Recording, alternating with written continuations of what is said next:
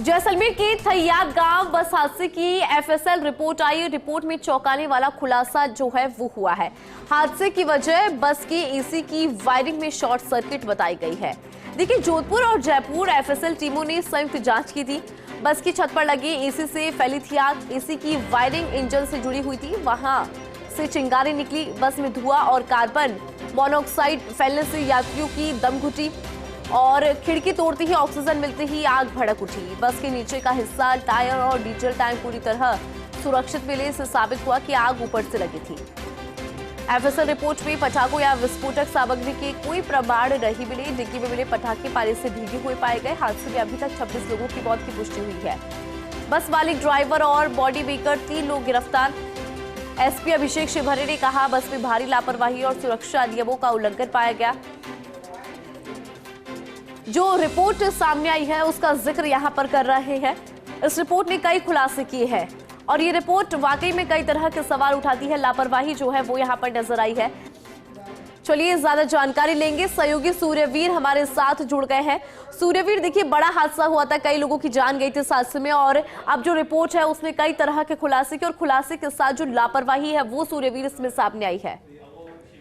जी बिल्कुल, जिस तरीके से थैयाद बस हादसे की जिस तरीके से एफएसएल रिपोर्ट में एक बड़ा खुलासा हुआ है, उस खुलासे में ये पता चला है कि एसी में जो वायरिंग में शॉर्ट सर्किट से है वो आग लगी थी और 26 लोगों की है वो जलकर मौत हो गई थी। इस पूरे मामले को लेकर जिस तरीके से जोधपुर हाईवे पर थैयाद गांव के पास ये बीते गत दिनों में ये दर्दनाक जो बस हादसा हुआ था और एफएसएल रिपोर्ट सामने आई है। रिपोर्ट में स्पष्ट हुआ है कि बस की छत पर लगे एयर कंडीशनर की वायरिंग पर शॉर्ट सर्किट से आग लगने का मुख्य कारण था और बस के एसी के नीचे वाले हिस्से में आग का सबसे ज्यादा असर है वो पाया गया। जोधपुर और जयपुर की जो विधि विज्ञान प्रयोगशालाओं की जो संयुक्त जांच में इस तथ्य की पुष्टि हुई है, जिसमें ये बताया गया है कि जोधपुर और जैसलमेर के जिस तरीके से साक्ष्य जुटाए गए थे और बस में जले हुए तारों और अन्य सामग्रियों के सैंपल जांच के लिए जयपुर भेजे गए थे।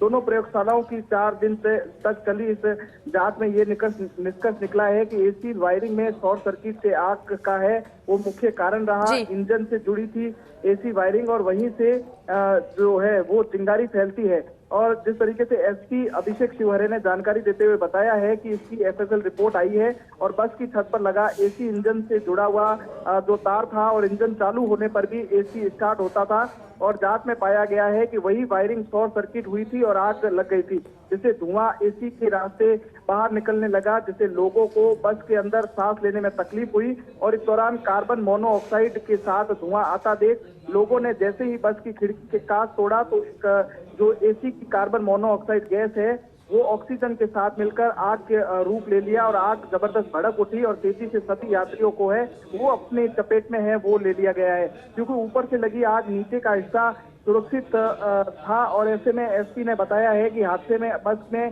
सभी जो 6 टायर, डीजल टैंक और बैटरी पूरी तरह से सुरक्षित पाई गई है और यहां तक कि डीजल टैंक का ढक्कन भी आग से प्रभावित नहीं हुआ है। इससे स्पष्ट होता है कि जिस तरीके से आग बस के ऊपरी हिस्से यानी छत में लगी थी और इस हादसे में 19 यात्रियों की उसी समय दर्दनाक मौत हो चुकी थी, जबकि 16 गंभीर झुलस गए थे जिन्हें जोधपुर रेफर किया गया था।